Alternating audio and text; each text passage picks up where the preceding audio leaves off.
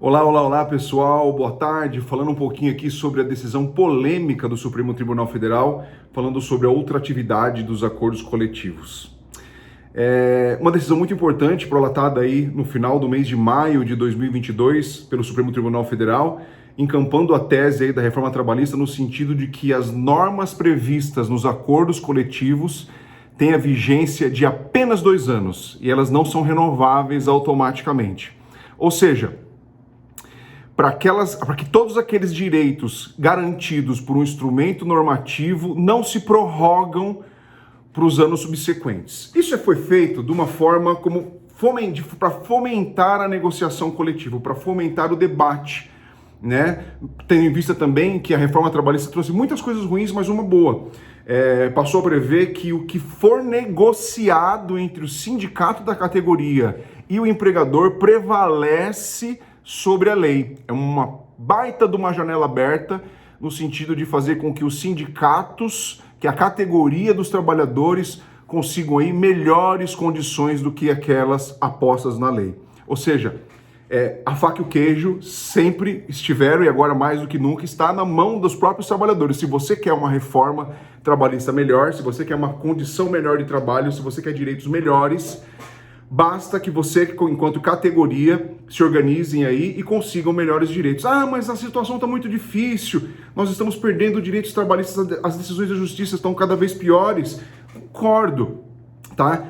Então, esse instrumento, prevendo a possibilidade do que é negociado pelo sindicato prevalecer sobre a lei, é um prato cheio, como eu disse, para que os sindicatos aí consigam melhores condições. Mas voltando ao assunto aqui, existiu uma súmula do Tribunal Superior do Trabalho. Súmula é aquele amálgama de decisões reiteradas em determinado sentido, em que os tribunais superiores editam uma súmula, um verbetezinho pequeno dizendo um resumo daquele condensamento de diversos julgamentos em determinado sentido, colocando lá um entendimento sobre determinado assunto. E a súmula 277 do TST era no sentido de que os direitos adquiridos por uma norma coletiva determinada, eles aderiam ao contrato de trabalho de forma indefinida, né? Até que viesse outra norma revogando determinada cláusula. Por exemplo, uma cesta básica. Se um acordo coletivo previsse a entrega de uma cesta básica pelo empregador,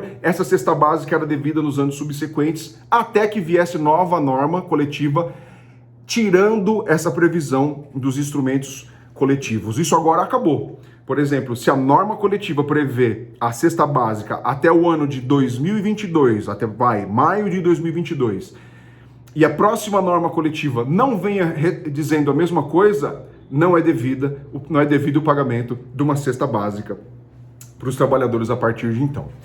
Isso tem uma distinção, uma importância muito grande, porque agora todos os direitos que foram conquistados por acordo coletivo, eles perdem a eficácia se não renovados nos instrumentos coletivos sucessivos. E aí é muito importante se fazer o questionamento. Luiz, então quer dizer que todos os direitos que eu consegui por intermédio do acordo coletivo que estava em vigor até então, uma vez que exaurido o prazo de vigência dele, estão perdidos? Não é bem assim. Existem algumas modalidades de normas, de apostas aí nos instrumentos coletivos, que elas têm exaurimento imediato, que prevêem benefícios para toda a categoria. Em contrapartida, existem aquelas cláusulas de acordo coletivo que dão direitos e vantagens pessoais. Gravem bem essa distinção. Então, para essas normas de acordo coletivo que trazem direitos gerais para a categoria, como por exemplo, uma cesta básica, um plano de saúde diferenciado, uma vantagem geral para a categoria, sim, uma vez exaurido o prazo de vigência do acordo coletivo, se essa cláusula não for renovada, ela perde a sua eficácia. Ou seja, aqueles trabalhadores, todos da categoria, deixam de ter direito a essa cesta básica, por exemplo. De outro lado, se a norma coletiva ela prevê alguma vantagem que tem que ser granjeada, que tem que ser conquistada pessoalmente por determinado trabalhador, não. Como, por exemplo, uma estabilidade prevista em acordo coletivo. Se determinado acordo coletivo prevê uma estabilidade para o acidentado, por exemplo, que preenche uma série de requisitos para ter direito à estabilidade ou à garantia de emprego, aquele determinado trabalhador ele tem que ter sofrido um acidente ou ter uma doença ocupacional que seja reconhecida pelo INSS, que ele tenha reduzido a capacidade de trabalho de forma parcial e permanente, que ele possa exercer uma outra atividade na empresa onde ele trabalhe, e essa doença ou acidente tem que ser reconhecido pelo INSS. Por se tratar de uma vantagem pessoal, uma vez que esse trabalhador tenha adquirido todos esses direitos, tenha preenchido toda essa curva de direitos, né, de requisitos, enquanto o instrumento normativo estava em vigor, essa cláusula pessoal de garantia de emprego, por exemplo, ela gruda no contrato e ele passa a ter direito adquirido a essa garantia de emprego durante todo o vigor do seu contrato.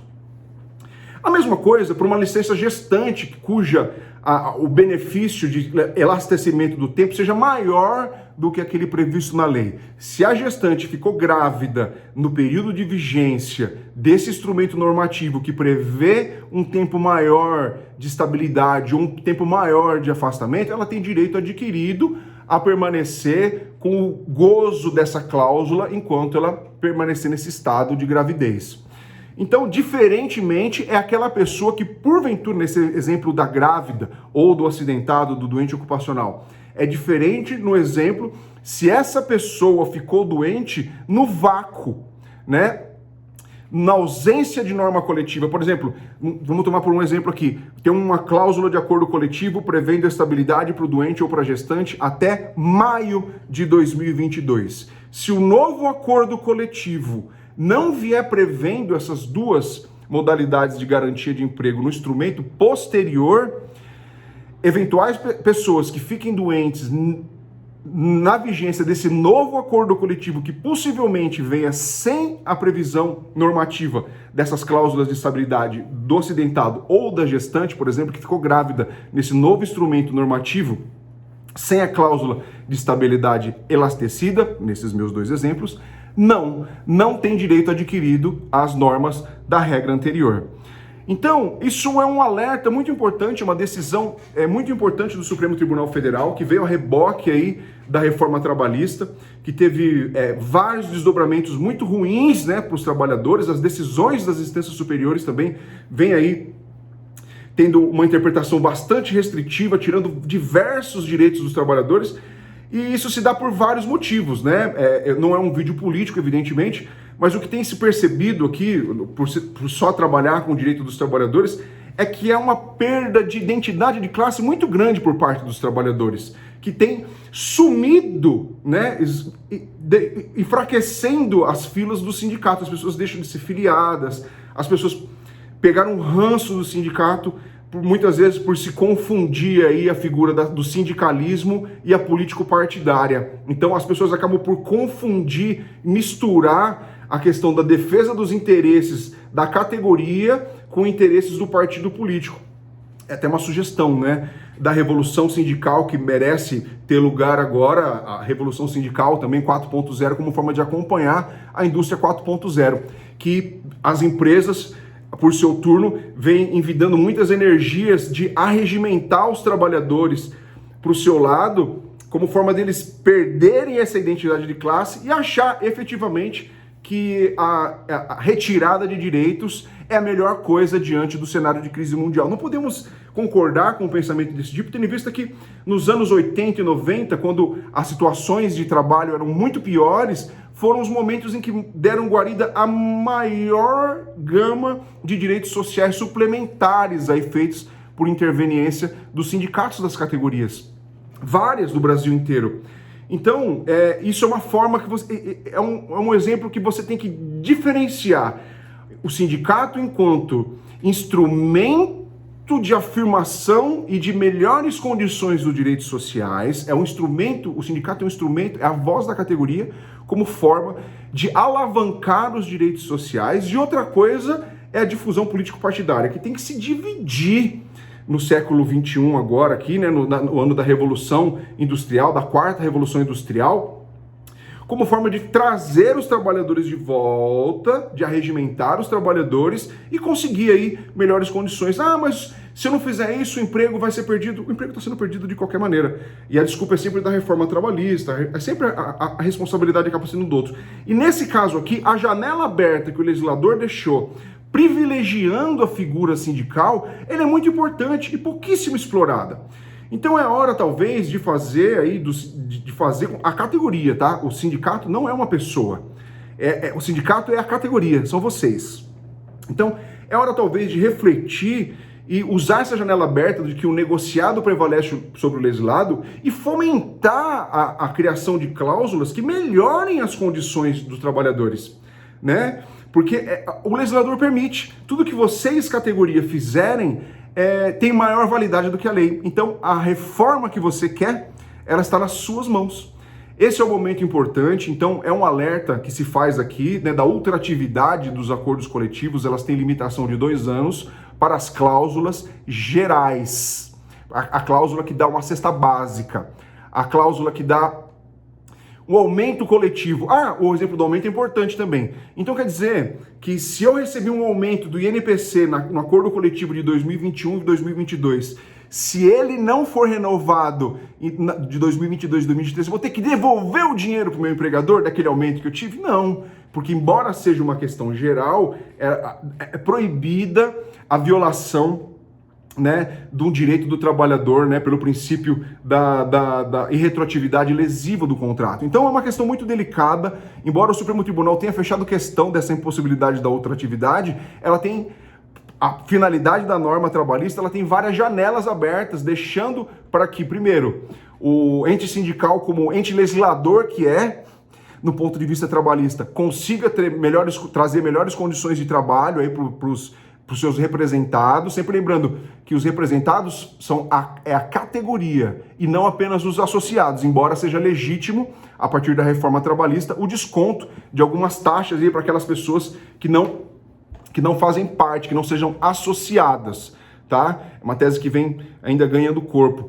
E muito importante também dizer que para aquelas pessoas que têm direitos adquiridos a determinadas normas que lhe garantam uma vantagem pessoal, a ultratividade, mesmo que não reconhecida pelo Supremo Tribunal Federal, ou seja, mais uma vez, mesmo o Supremo Tribunal Federal dizendo que os acordos coletivos têm vigência apenas pelo período de 2 anos e não prorrogáveis automaticamente, essas vantagens pessoais continuam asseguradas pelo Instituto do Direito Adquirido. O próprio Tribunal Superior do Trabalho tem um verbete bem específico dizendo isso. Todas as vantagens pessoais adquiridas no vigor do determinado acordo coletivo, vantagens pessoais, preenchidos os requisitos, elas aderem ao contrato e vão para a vida. O trabalhador tem direito adquirido.